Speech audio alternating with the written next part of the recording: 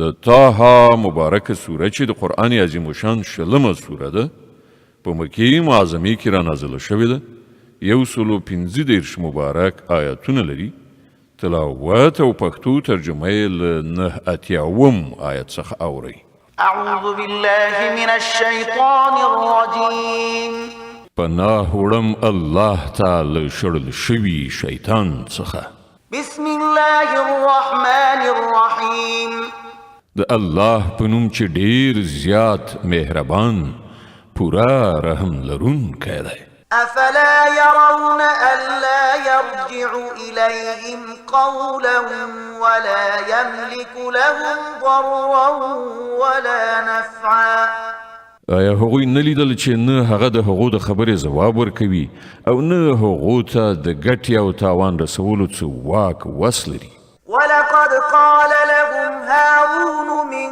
قبل يا قوم إنما فتنتم به وإن ربكم الرحمن فاتبعوني وأطيعوا أمري هارون علیه السلام د موسی علیه السلام لره تګ نه مخکې هغو ته ویلي و چې ای خلکو تاسې د ده له امله په فتنه کې غورځېدلي یئ ستاسې رب خو ډېر زیات مهربان دی نو تاسې زما پیروي وکړئ او زما خبره ومنئ قالوا لن نبرح عليه عاكفين حتى يرجع إلينا موسى خو هغه ورته وویل چې مونږ خو به د همدغه بندګي کوو تر څو پورې چې موسی علیه السلام بیرته نه وي راستون شوی قال يا هارون ما منعك إذ رأيتهم ضلوا ألا تتبعني أفعصيت أمري موسی علیه السلام قوم ته له تور بریښ کولو نه وروسته د هارون لوري ته راوګرځېد او ویې ویل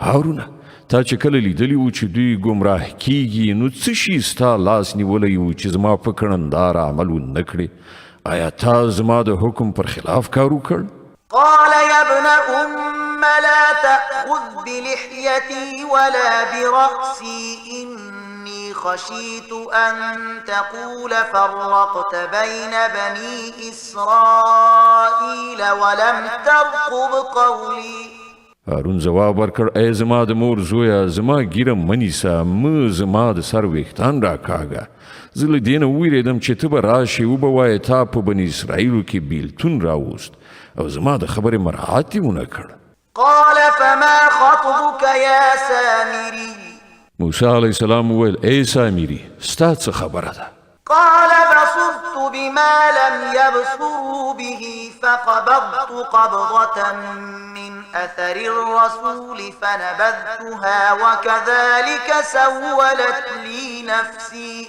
هغه جواب ورکړ ما هغه څه ولیدل چې د دغو خلکو په نظر را نغلل نو ما د رسول د پښو له پله نه یو موټی خاوره راپورته کړه او هغه مې د دغې ویلې شوې طلا په منځ کې وغورځوله زما نفس ما ته همدغسې څه راوښودل قال فاذهب فإن لك في الحياة أن تقول لا مساس وإن لك موعدا لن تخلفه وانظر إلى إلهك الذي ظلت عليه عاكفا لنحرقنه ثم لننسفنه في اليم نسفا موسی علیه السلام وویل ښه نو ځه اوس به ته په ټول ژوند کې همدا نارې وهې چې ما ته لاس مه راوړې او ستا لپاره د حساب کتاب یو وخت ټاکلی دی چې له تا څخه به هیڅ تیر نشي او ګوره خپل دغه خدای ته چې ته پرې مین شوی وې موږ به هغه وسوځو او میده میده به یې کړو په سیند کې به یې واچوو إنما إلهكم الله الذي لا إله إلا هو وسع كل شيء علما ای خلکو ستاسې خدای خو یوازې یو الله دی چې له هغه پرته کوم بل خدای نشته په هر څه باندې د هغه علم چارپیر دی كذلك نقص عليك من أنباء ما قد سبق وقد آتيناك من لدنا ذكرا ای محمد صلی الله علیه وسلم په دغه شان موږ د مخکې تیر شو حالاتو خبرونه تاته اورو او موږ خاص له خپل لوري نه یو ذکر یعنی د نصیحت درس درکړی دی. من أعرض عنه فإنه يحمل يوم القيامة وزرا خالدين فيه وساء لهم يوم القيامة حملا. څوک چې له دې نه مخ واړوي هغه به د قیامت په ورځ د ګناه دروند پیټی پورته کړي او دغه راز ټول خلک به د تل لپاره د خپل درانده پیټي په عذاب کې اخته اوسیږي او د قیامت په ورځ به د هغو لپاره د دغه جرم د مسؤلیت پیټی ډیر ربړونکی پیټی وي. يوم ينفخ في الصور ونحشر المجرمين يومئذ زرقا. په هغه ورځ چې کله شپېلۍ پوکړه شي او موږ به مجرمان په دې حال کې ایثار راولو چې د هغو سترګې به هیبت وهلې رډې ختلې وي. يتخافتون بينهم إن لبثتم إلا عشرا. په خپلو منځو کې به پټ پټ ووایي چې په دنیا کې به تاسې الا بلا لس ورځې تېرې کړې وي. نحن أعلم بما يقولون إذ يقول أمثلهم طريقة إن لبثتم إلا يوما. مونږ ته ښه معلومه ده چې هغوی به څه وایي. مونږ په دې هم پوهیږو چې له هغو څخه چې څوک ډیر زیات په احتیاط سره حسابونکي وي هغه به ووایي چې نه ستاسې د دنیا ژوند کې یوه ورځ ژوند و. ويسألونك عن الجبال فقل ينسفها ربي نسفا فيذرها قاعا صفصفا لا ترى فيها عوجا ولا أمتا. دوی له تانه پوښتنه کوي چې په هغه ورځ به دغه غرونه چیرته لاړ شي. ووایه چې زما پروردګار به هغه خاورې ری کړي وابه یې لوځوي او ځمکه به یو داسې هوار سوتره میدان جوړ کړي چې په هغه کې به ته هیڅ لوړه ژوره ونه وینې. يومئذ يتبعون الداعي لا عوج له وخشعت الأصوات للرحمن فلا تسمع إلا همسا.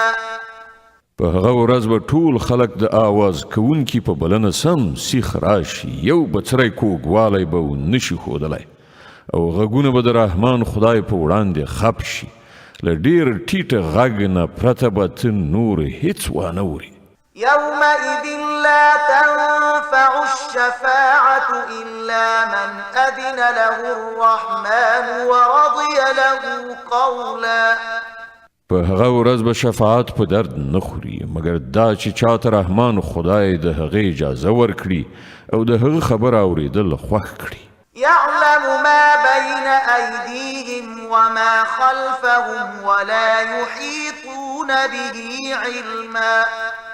الله د خلکو په وړاندې وروسته ټول حال باندې پوهیږي او نورو ته د الله په ارتباط پوره معلومات نشته. وعنت الوجوه للحي القيوم وقد خاب من حمل ظلما. د خلکو سرونه به د هغه تل تر تله ژوندي د کائناتو مدبر په وړاندې ټیټ شي. نامراده به وي په هغه وخت کې چا چې د ظلم د ګناه پیټی راخیستی وي. ومن يعمل من الصالحات وهو مؤمن فلا يخاف ظلما ولا هضما. او هغه چاته به د څه ظلم او حق ضایع کېدو خطر نه وي چې ښه عمل وکړي او د دې ترڅنګ هغه مؤمن هم وي. وكذلك أنزلناه قرآنا عربيا وصرفنا فيه من الوعيد لعلهم يتقون أو يحدث لهم ذكرا. او اے محمد صلی الله علیه وسلم په همدې ډول مونږ دغه عربي قرآن نازل کړی دی او په دې کې مو راز اخطارونه ورکړي دي ښایي چې دوی له انحراف نه ځان وژغوري یا د ده په برکت په دوی کې د متوجه کېدو څه نښانې پیدا شي. فتعالى الله الملك الحق ولا تعجل بالقرآن من قبل أن يقضى إليك وحيه وقل رب زدني علما.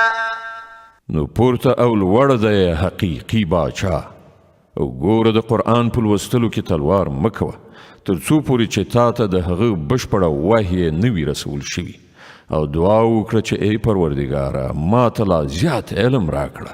ولقد عهدنا إلى آدم من قبل فنسي ولم نجد له عزما. مونږ له دې نه مخکې آدم علیه السلام ته یو حکم کړی و خو هغه هیر کړ او مونږ په هغه کې تصمیم ونه مینده. وإذ قلنا للملائكة اسجدوا لآدم فسجدوا إلا إبليس أبى. یاد کړه هغه وخت چې مونږ پرښتو ته ویلي و چې آدم ته سجده وکړي هغو ټولو خو سجده وکړه مګر یو ابلیس و چې انکار یې وکړ. فقلنا يا آدم إن هذا عدو لك ولزوجك فلا يخرجنكما من الجنة فتشقى. په دې سره مونږ آدم علیه السلام ته وویل چې ګوره دا ستا او ستا د میرمنې دښمن دی داسې نشي چې دا یې تاسې له جنته وباسي او تاسې په غم او بدبختۍ اخته شئ.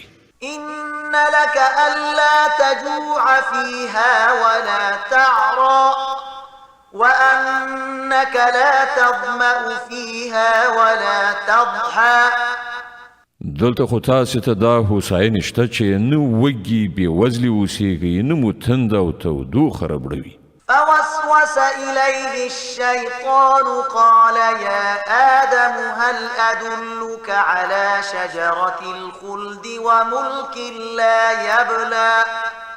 خو شیطان هغه تیر ویست ورته وویل ای آدمه تا ته هغه ونه دروښیم چې په هغې سره تل تر تله ژوند او نه ختمېدونکی سلطنت په لاس درځي. فأكلا منها فبدت لهما سوآتهما وطفقا يخصفان عليهما من ورق الجنة وعصى آدم ربه فغوى. په پای کې دواړو میړه میرمنې د هغې ونې میوه وخوړله. نتیجه دا شوه چې سمدلاسه د هغو سطر یو د بل په وړاندې لوڅ شو او دواړه د جنت په پاڼو سره د خپلو ځانونو په پټولو باندې لګیا شول. آدم علیه السلام د خپل رب نافرماني وکړه او له سمې لارې نه واوښت. ثم اجتباه ربه فتاب عليه وهدى. بیا د هغه رب هغه غوره کړ او د هغه توبه یې قبوله کړه او هغه ته یې لارښوونه وکړه. قال اهبطا منها جميعا بعضكم لبعض عدو فإما يأتينكم مني هدى فمن اتبع هداي فلا يضل ولا يشقى. الله فرمایل تاسې دواړه یعنی آدم علیه السلام او بیبي حوا له دې ځایه یعنی جنت څخه کوز شئ. تاسې به یو د بل دښمنان یاست. اوس که زما له لوري تاسې ته کوم هدایت ورسیږي نو څوک چې زما د هغه هدایت پیروي وکړي هغه به نه ګمراه شي نه به په بدبختۍ کې اخته شي. ومن أعرض عن ذكري فإن له معيشة ضنكا ونحشره يوم القيامة أعمى. او څوک چې زما له ذکر یعنی د نصیحت له درس نه مخ واړوي د هغه لپاره به په دنیا کې تنګ ژوند وي او د قیامت په ورځ به موږ هغه ړوند راپاڅو. قال رب لم حشرتني أعمى وقد كنت بصيرا. هغه به ووایي پروردګاره په دنیا کې خو زه سترګور وم دلته دې ولې ړوند راپاڅولم. قال كذلك أتتك آياتنا فنسيتها وكذلك اليوم تنسى. الله تعالی به فرمایي هو په همدې شان دي زموږ آیاتونه چې تا ته راغلي وو تا هیر کړي وو هماغسې نن ته هیرول کېږي. وكذلك نجزي من أسرف ولم يؤمن بآيات ربه ولعذاب الآخرة أشد وأبقى. په دې ډول موږ له حده تیري کوونکو او د خپل رب د آیاتونو نه منونکو ته په دنیا کې مجازات ورکوو او د آخرت عذاب زیات سخت او ډیر پایښت لرونکی دی. أفلم يهد لهم كم أهلكنا قبلهم من القرون يمشون في مساكنهم إن في ذلك لآيات لأولي النهى. او آیا دغه خلکو ته د تاریخ له دغه درس نه څه درس ور په برخه نشو چې له دې نه مخکې موږ څومره قومونه هلاک کړي دي چې د هغو په وران شوو کلیو کې نن دوی ځي راځي. په حقیقت کې په دې کې د هغو خلکو لپاره ډېرې نښانې دي چې د سالمې پوهې خاوندان دي. ولولا كلمة سبقت من ربك لكان لزاما وأجل مسمى. که ستا د رب لخوا مخکې د یوې خبرې پرېکړه نه وای شوې او د مهلت یوه موده نه وای ټاکله شوې نو ارومرو به د دوی هم فیصله شوې وای. فاصبر على ما يقولون وسبح بحمد ربك قبل طلوع الشمس وقبل غروبها ومن آناء الليل فسبح وأطراف النهار لعلك ترضى. نو اے محمد صلی الله علیه وسلم دوی چې کومې خبرې جوړوي پر هغو صبر وکړه او د خپل رب له ثنا ستاینې سره د هغه پاکي بیان کړه له لمر ختلو نه مخکې او له لمر پرېوتلو نه مخکې او د شپې په وختونو کې هم هغه پاکي بیان کړه او د ورځې په څنډو کې هم ښایي چې ته راضي شي. ولا تمدن عينيك إلى ما متعنا به أزواجا منهم زهرة الحياة الدنيا لنفتنهم فيه ورزق ربك خير وأبقى. او د دنیوي ژوندانه هغه زلبل ته سترګې قدرې هم مو راړوئ چې موږ له دوی نه راز خلکو ته ورکړي دي. هغه خو موږ په ازموینه کې د هغو د اچولو لپاره ورکړي دي او ستا د رب درکړی شوې حلاله روزي ډیره ښه او پایښت لرونکې ده. وأمر أهلك بالصلاة واصطبر عليها لا نسألك رزقا نحن نرزقك والعاقبة للتقوى. خپلې کورنۍ ته د لمانځه توصیه وکړه او په خپله هم د هغه پابند اوسه. موږ له تا نه کومه روزي نه غواړو، روزي خو موږ تا ته درکوو او د عاقبت ښېګڼه د پرهیزګارۍ لپاره ده. وقالوا لولا يأتينا بآية من ربه أولم تأتهم بينة ما في الصحف الأولى. هغوی وایي چې دغه سړی د خپل رب له لوري نه کومه نښانه یعنې معجزه ولې نه راوړي؟ آیا دوی ته د مخکنیو صحیفو ټولې ښوونې په څرګند ډول بیان شوې نه دي راغلي؟ ولو أنا أهلكناهم بعذاب من قبله لقالوا ربنا لولا أرسلت إلينا رسولا فنتبع آياتك من قبل أن نذل ونخزى. که موږ د هغه له راتګ نه مخکې دوی په کوم عذاب سره هلاک کړي وای نو بیا به هم دوی ویل چې ای زموږ پروردګاره تا موږ ته کوم پیغمبر ولې راونه لیږه چې موږ له ذلیل کېدو او رسوا کېدو نه مخکې ستا د آیتونو پیروي غوره کړې وای. قل كل متربص فتربصوا فستعلمون من أصحاب الصراط السوي ومن اهتدى. ای محمد صلی الله علیه وسلم دوی ته ووایه هر یو د چارې عاقبت ته سترګې په لاره دی نو اوس منتظر اوسئ ډیر ژر به در معلومه شي چې څوک په سمه لاره تلونکي دي او څوک د هدایت موندونکي دي. صدق الله العظيم. الله ستر رښتیا ویونکی دی.